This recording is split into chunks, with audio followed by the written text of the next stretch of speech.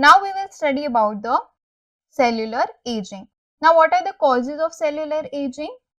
What are the causes of cellular aging? Okay, the causes are, first one is the free radical injury. Free radical injury. Next is your telomerase shortening. Then we have is the insulin resistant. Last we have the DNA repair defect. Okay, these all are the causes of cellular aging. Now look at this figure. In this figure, it is well appreciated that these are the factors causing the cellular aging, and as a result of which there is loss in the cell function and cell size is lost. Okay, as a result of which there is cellular aging that has occurred. Now what I was telling is about the telomerase shortening. About the telomerase shortening, what happens is there is decreased in the length of telomere. Okay, there is a sequence. The sequence is TTA and GGG. This is the sequence that it follows. Next is, with each cell division there is telomerase shortening. With each cell division there is shortening. Okay. And there is something called as the Hayflick limit. What is Hayflick limit? Hayflick limit is basically your average cell division before the aging process, and normally it is 60 to 70. Okay, this is your Hayflick limit. Next thing, look at this figure. In this figure, it is well appreciated the types of cell and their telomere length. You can see there is maximum decline in the somatic cell. Maximum decline in the somatic cells. And the stem cells are gradually declining. Stem cells are gradually declining. And there is one more, that is your germ cell. The germ cell has no change. Okay, this was all about the telomerase shortening. Now, how we can prolong our life? How to prolong our lifespan? How we can prolong our lifespan? There is something called as the shortening proteins. What shortening proteins do? Shortening proteins, basically what they do is they are anti-aging and they are used for the cancer treatment and for the treatment of diabetes. Okay. Next thing is, we have talked that what are the shortening proteins and what they do. Now, let's just talk how we can increase the shortening protein. Okay. So, you can increase shortening protein by calorie deficit, if you are in a calorie deficit state, and if you are consuming red wine. See, I am not at all promoting that you all should drink red wine, but it is written in the book, so that's why I am telling you all. Okay. Next thing you have is the premature aging, something called as the premature aging. Now, what is premature aging? Premature aging means something that is occurring before the time. Okay, some process that is occurring before the time. In premature aging, you have certain syndromes. What are the syndromes that you have? The first one is the Werner syndrome. Okay, why I just focused more on Werner syndrome? Because there is something called as the Werner syndrome. Okay, and it is related to the Men syndrome, right? See, you have the Werner syndrome. Werner syndrome is mainly adult onset. It's mainly adult onset and it has DNA helicase defect. Second one is the Hutchinson syndrome. What is Hutchinson syndrome? Have you all seen the movie 𝗼? I guess all of you have seen that movie 𝗼 of Amitabh Bachchan sir, right? So it is related to that, and it is childhood in onset, mainly occurs in the child. Next one is the gene that is affected is the LMNA gene defect. Okay, LMNA gene defect. Next thing, what I was telling is about the differentiating factor about the Werner syndrome and Werner syndrome. See, Werner syndrome is related to the premature aging, right? And Werner syndrome is related to your Men syndrome. What is Men syndrome? Men syndrome basically means multiple endocrine neoplasia. Okay, so this was all about the cell injury. We have seen the causes of cell injury. We have seen about the telomere shortening. We have seen about the sirtuin protein. And we have also seen about the premature aging syndromes. Okay, if the question will come in the short note, then you have to write this much.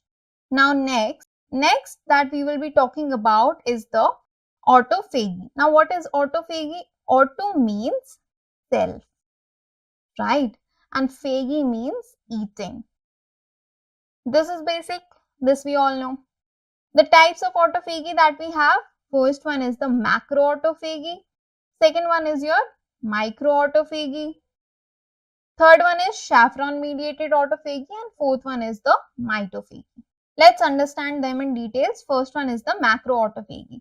Now what is in the macroautophagy?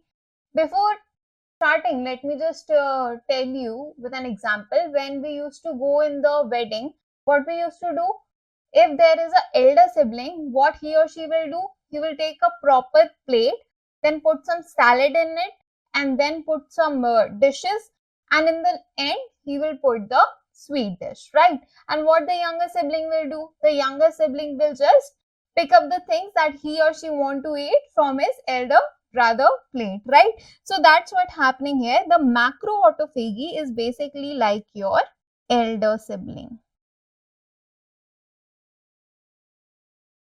and microautophagy is like your younger sibling. Okay, remember this and you will never forget. Okay, what is happening is, here is ULK1 protein, ULK1 complex. Now what will happen? The process of plate formation will begin to happen. There is Becklin 1 protein that will go to the LC3, and then finally the lysosomes will come into the action. The lysosome will come into the action and there will be degradation.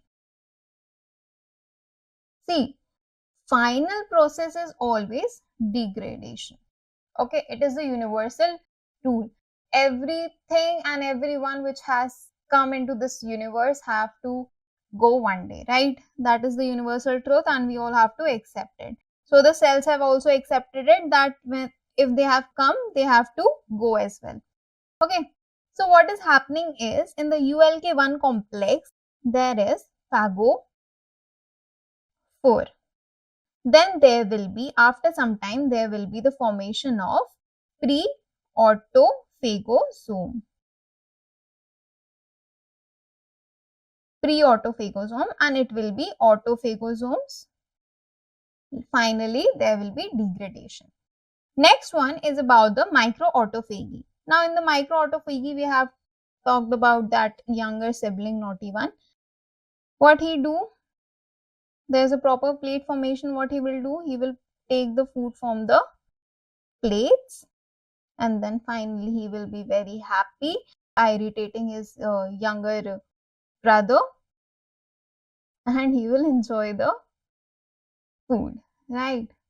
So what is happening is there are lysosomes, endocytosis will happen,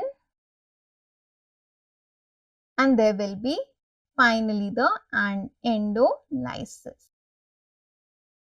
Okay, this was about the macro-autophagy and micro-autophagy, right? Next, let's learn about the chaperone-mediated autophagy.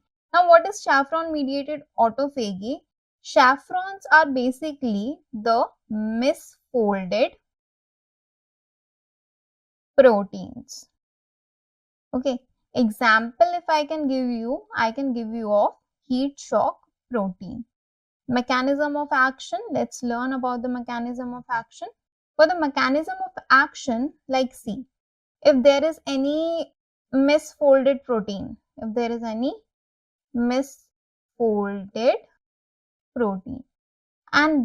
misfolded protein is not corrected, so the chaperone will enter with lysosomes and do the process of autophagy.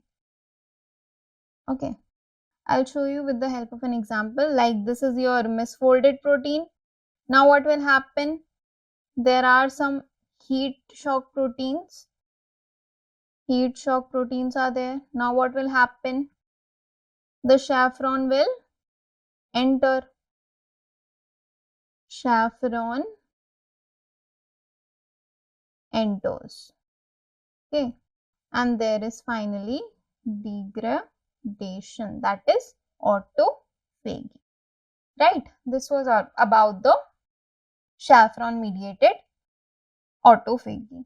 Lastly, we have is the mitophagy. What is mitophagy? Mitophagy is basically a type of macro autophagy. Okay, what they do is they basically eat the old cells and damage mitochondria.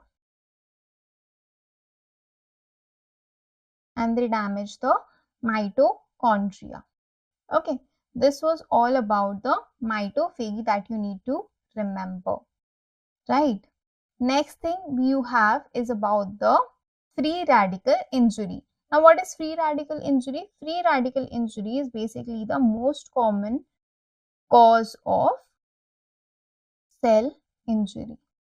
Free radical injury is the most common cause of cell injury. What happens is free radical injury is also called as the reactive oxygen species. Okay, and there are 3 types basically. If I talk about the type, you have the superoxide, you have the hydrogen peroxide, and you have the hydroxide. Okay, they basically helps in the protection of the cells. Now what happens is, see, there is reactive oxygen species, that is the ROS.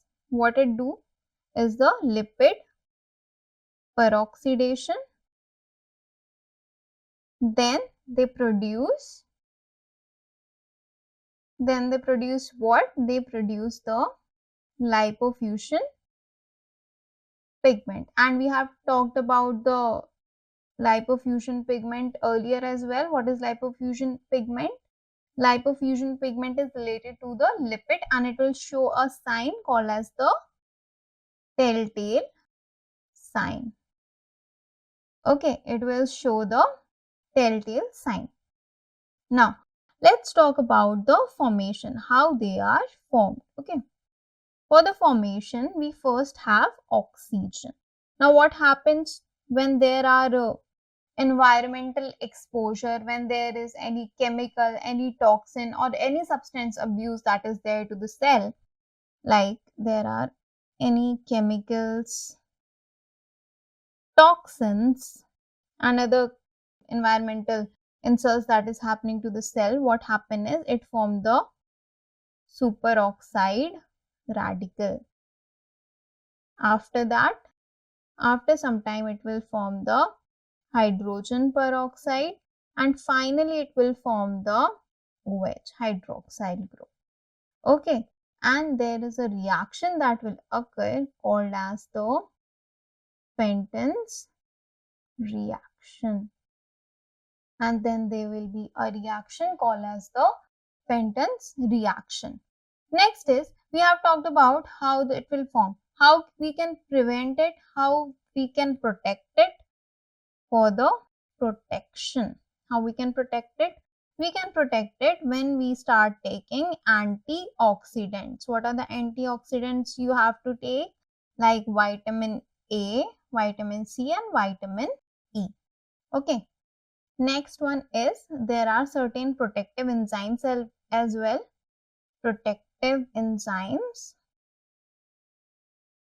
like the SOD, catalase and the glutathione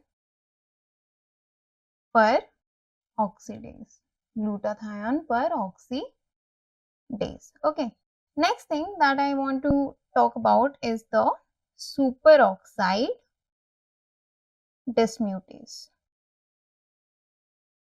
See, superoxide dismutase is basically of two types. What are the two types? First one is in the cytoplasm. So it is cytoplasmic, and the second one is in the mitochondria. So it is mitochondrial. Okay. In the cytoplasm, it is CuZnSOD, copper zinc SOD, and in the mitochondria it is MnSOD. Okay. So this is the thing that you need to remember for the free radical injury. What we have learned, if there will be a question on free radical injury, firstly you have to write it is the most common cause of cell injury, then you have to write its types, then explain about the formation, then the protection factors that you have, and at the end write about the superoxide dismutase. Have I made this much clear? Are we good to go? We will now talk about the next topic, that is inflammation. Okay. In inflammation, it is of two types basically that we learn, that is acute and chronic inflammation. So before jumping onto any acute or chronic inflammation, we should know what basically inflammation means. Okay. So inflammation is basically when there is any swelling in the cell. Okay. We have certain signs of inflammation. What are the cardinal signs that we have? The cardinal signs that we have, first one is the rubor. What is rubor? Rubor means when there is redness, right? Second one is the calor. What does calor means? Calor means when there is increase in the temperature. Next, dolor. Dolor means when there is pain, increased pain. Okay. Tumor. Tumor means when there is swelling. And last one is when there is any loss of function. Okay. Next thing that we will talk is about the classification. See, classification is basically of two types. Okay. Based on the, first one is based on fluid, based on the type of fluid. The first one we have is the serous inflammation. What does serous means? Serous means watery. Okay, when there is any watery kind of discharge that is coming out is called as the serous. Next you have is the fibrinous. What does fibrinous means? Fibrinous means thread and string, thread and string like. Next you have is the purulent. What does purulent means? Purulent means pus or abscess. What is see? P for P. P for purulent, P for pus. Next you have is about the catarrhal inflammation. Catarrhal inflammation. What does it mean? It means mucus and water together. What is that condition in which mucus and water are seen together? You have to tell me this, okay? And it is a very common condition. Next, this was about the based on the fluid. Next, you have based on duration. So, based on duration, you mainly have two types. What are the two types that we have? We have acute and we have chronic. Okay. So, acute, let me just give you a small difference between acute and chronic. Acute is basically immediate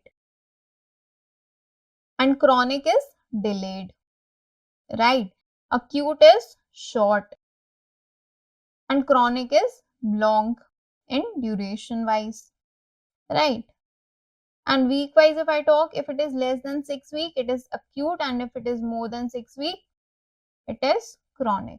Okay, this was about small introduction about the inflammation. Now we are starting with acute inflammation. In acute inflammation, what we have to do is we have two events basically.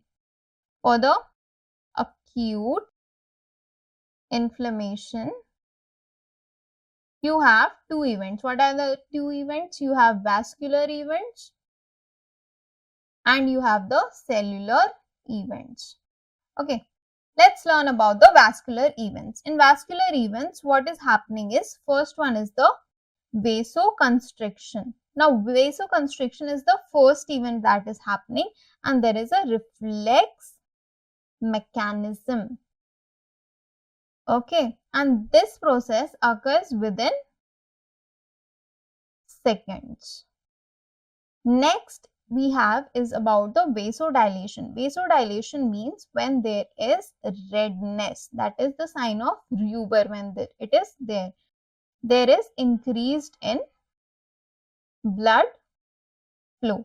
There is increase in blood flow and increase in temperature that we are able to see in this phase. Okay, what are the mediators? If I talk about, the mediators are your histamine and serotonin. Okay, mediators are your histamine and serotonin. Next thing we have is the increase in the vascular permeability. See, this is the hallmark step.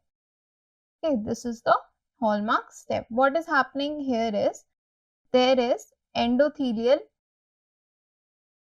cells in the lining, right? There is endothelial cells in the lining and it is most commonly affected. Most commonly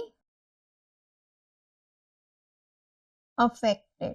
What are the structures that are most commonly affected is your postcapillary venules. Okay. Lastly, we have is the stasis. In stasis, what is happening? First is there plasma loss. Then there is concentrated RBCs, as a result of which there is increase in the viscosity. What is viscosity? Viscosity means the thickness of the fluid. Like honey is a viscous liquid, right? Next, the blood will become sluggish. Okay, this was about the vascular events. We will study about the mechanism of vascular event as well. First, what will happen will be there is increase in the endothelial gap formation. That is the most common step. What is happening here is there is endothelial cells. Endothelial cells basically contract and retract. They basically contract and retract. And it is basically a transient reaction. The mediators, if I talk, the mediators are your histamine and serotonin. Okay. Next thing you have is the direct endothelial injury. Like I can give you examples. The example can be of delayed sunburn and sepsis. Okay. In the leukocyte mediated injury, what happens is the WBCs damage the endothelial cells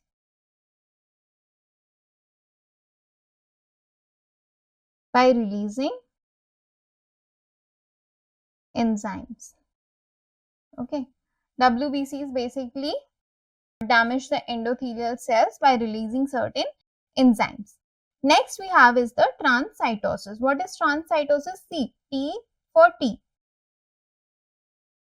What does T for T means? Transcytosis is through the cell. This process occurs through the cells. What is happening is there is tunnel formation. There is tunnel formation that is happening between the V and V organelles. What are the V and V organelles? V and V organelles means vesico-vascular organelles. And the mediators that we have are your histamine and VEGF. Okay, histamine and VEGF are the mediators that you have. At last, you have angiogenesis. What does angiogenesis means? Angiogenesis means immature new blood vessels that will form. Okay, and the mediators are histamine and VEGF. This was all about the vascular events. You have the vasoconstriction, vasodilation, increase in the vascular permeability. Then you have the stasis.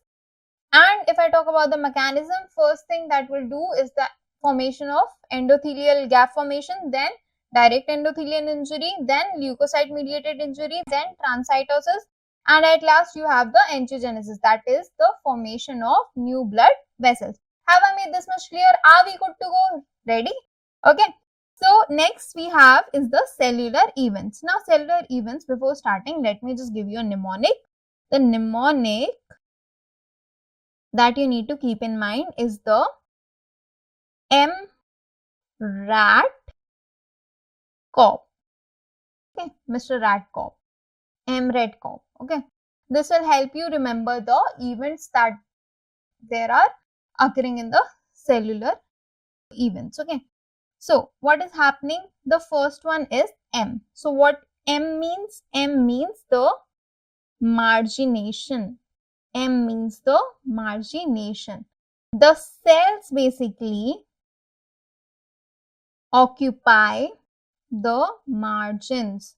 The cells occupy the margin. Second one is your rolling and weak adhesion. Second one is for R, you have rolling and weak adhesion. What is rolling and weak adhesion means? It is basically carried out by molecules called as selectin and CD62. What are the selectins that you have? You basically have three types of selectin. What are the three types of selectin you have? You have the P-selectin, you have the E-selectin, and you have the L-selectin. Okay, see, P-selectin means, P for P means platelet. Okay, P-selectin means platelet.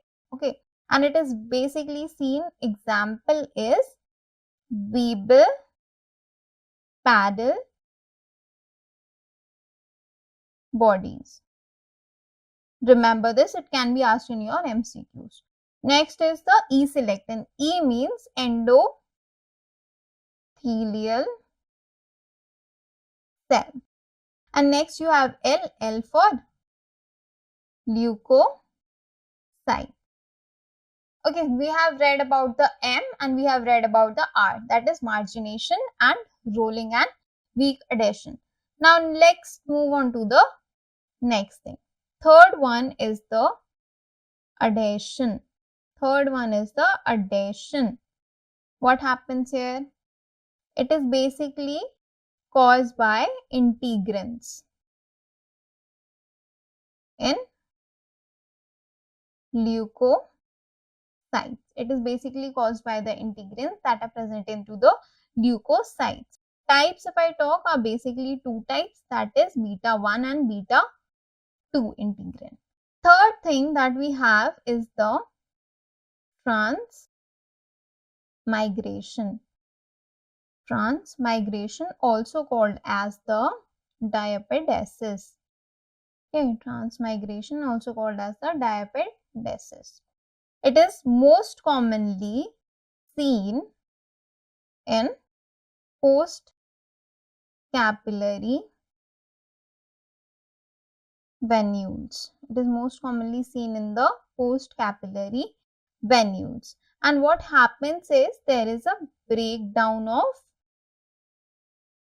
basement membrane. Breakdown of basement membrane. What breaks down the basement membrane? The breakdown is via the what? Via the MMP. Okay, MMP means matrix metalloproteinase. Okay, there is breakdown of the basement membrane by MMP. Next thing is it is mediated by the PCAM 1 or CD31. Next process that you have is about the chemotaxis. Now chemotaxis, understand with me what it is. It is basically unidirectional. It is not bidirectional, it is unidirectional targeted movement of WBC towards the bacteria. Okay, and what are the agents that we have? We have the agent of LIC. Okay, we have the agent of LIC. What that it means? LTB4, IL-8, interleukin 8 and C5a, that is used for the process of opsonization. Right, now we will understand about opsonization. Opsonization basically means, like if you are preparing something, right, something tasty if you are preparing, like some noodles you are preparing, what you will do, you will put the masala in it, more masala in it to make the noodles more tasty. So similarly, opsonization is a process which makes the food tastier, okay, which makes bacteria tasty.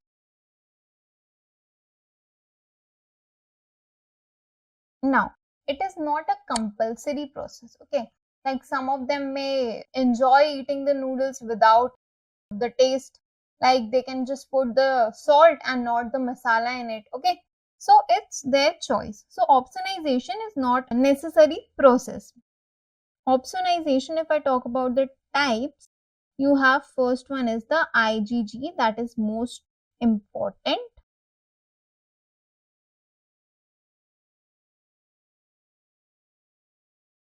Okay, then you have the plasma protein, that is fibrinogen, right.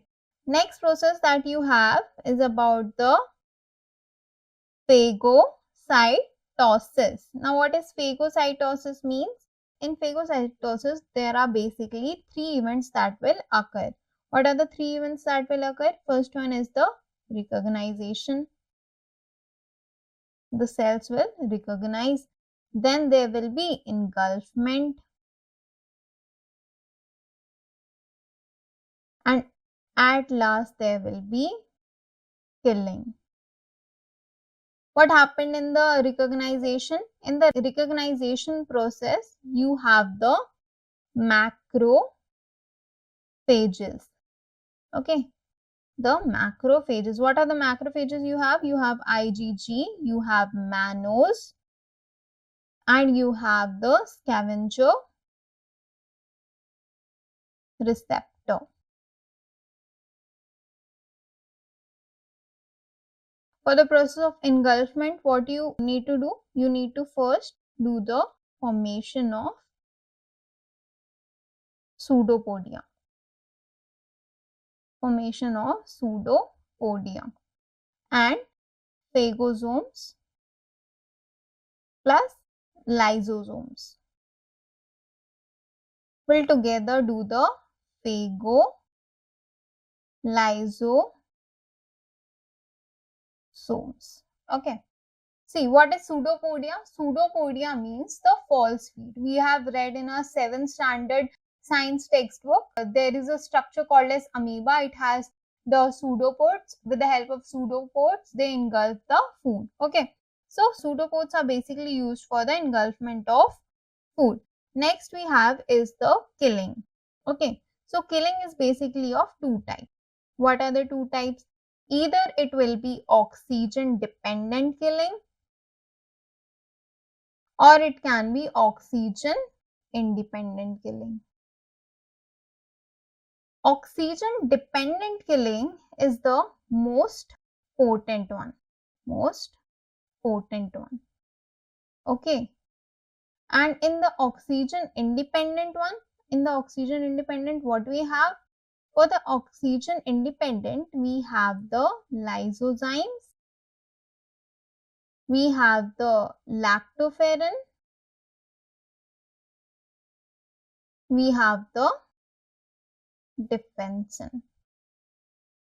And for oxygen dependent, what happens is, first there is oxygen, then it will form the superoxide, then it will form the H2O2, finally it will form the hydrochlorous acid.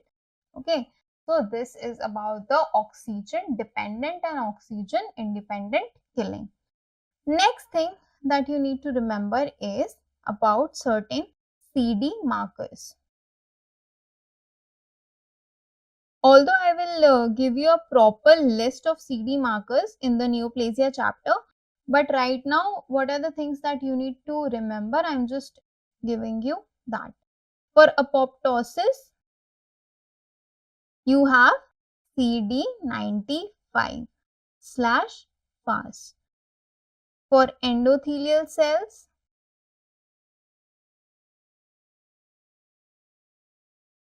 you have CD34.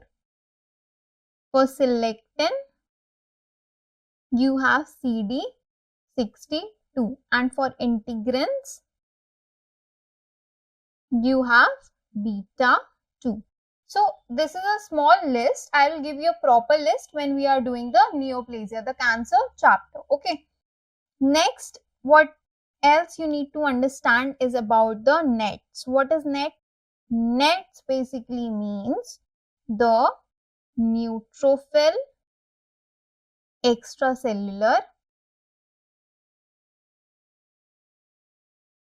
traps. Okay, nets means neutrophils extracellular traps.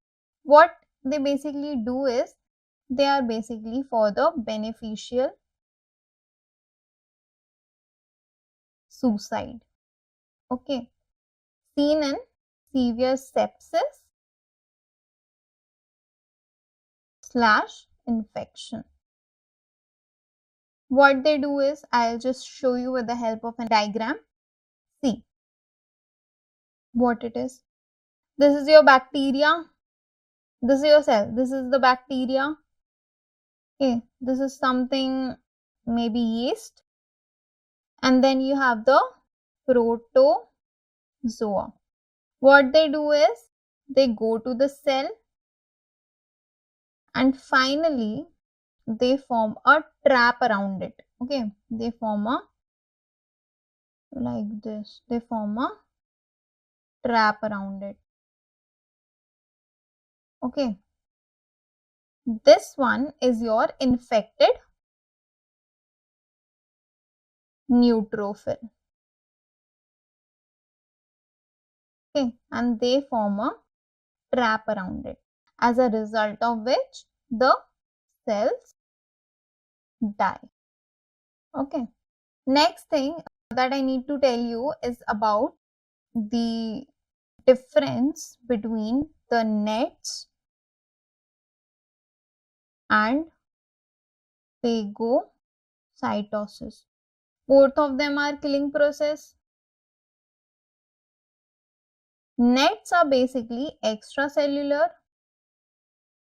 See, nets has E in its spelling, so it is extracellular, and phagocytosis is intracellular. This is the main difference that you need to remember if someone asks you the difference between nets and phagocytosis. Okay, now let's just finish it off with the help of a MCQ I'll give you.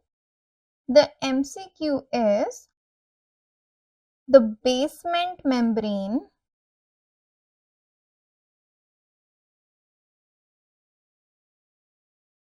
degradation is caused by. I'll give you the options as well, okay? You have to tell me what? Oxidase, hydroxylase, or the matrix metalloproteinase. Okay, I'll repeat and I am giving you 10 seconds time to think. Basement membrane degradation is caused by, and your options are oxidase, hydroxylase, and matrix metalloproteinase. 1, 2, 3. Okay, the answer of this is matrix metalloproteinase. Next you have is about the clinical correlation. Clinical correlation. Okay. First, we will learn about the leukocyte adhesion defect. Okay. First, we will learn about the leukocyte adhesion defect. What is happening is, in the leukocyte adhesion defect, let's just see that. We have the 3 types. LAD. Leukocyte adhesion defect, you have the 3 types. First one, second one, third one. What is in the first one? In the first one, you have the beta 2 integrin. Okay. In the second one, you have the 𝗖𝗵 X. And in the third one, you have the FERMT3 gene. Now, let me just give you examples and you need to remember. LAD1, the example is the delayed umbilical cord shedding. LAD2 example is the Bombay blood grouping. And in the LAD3, the example is, okay, this is all about the LAD defects. Next, what you need to understand is about the Bruton's disease. What is Bruton's disease? Now, I will give you a trick to remember this. You need to remember all the bees. Okay, all the bees, not the honeybee wala bees. Okay, so in the bees, what you have is the B cell defect. Most commonly affect the boys, and it is X-linked recessive Gene affected is BTK gene defect. So as you can see, all the B's are coming. B for boys, B for B cell defect, B for BTK gene defect, right? So all the B's you need to remember. Third one that you have is the 𝗖𝗵𝗵𝗵𝗺 syndrome. Okay. For the 𝗖𝗵𝗵𝗵𝗺 syndrome, it is basically list gene defect.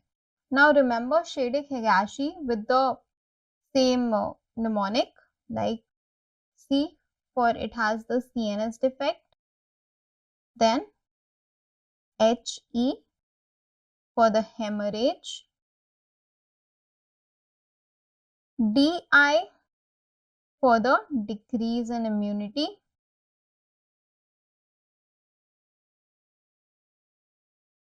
A for albinism, and K for coarse cytoplasmic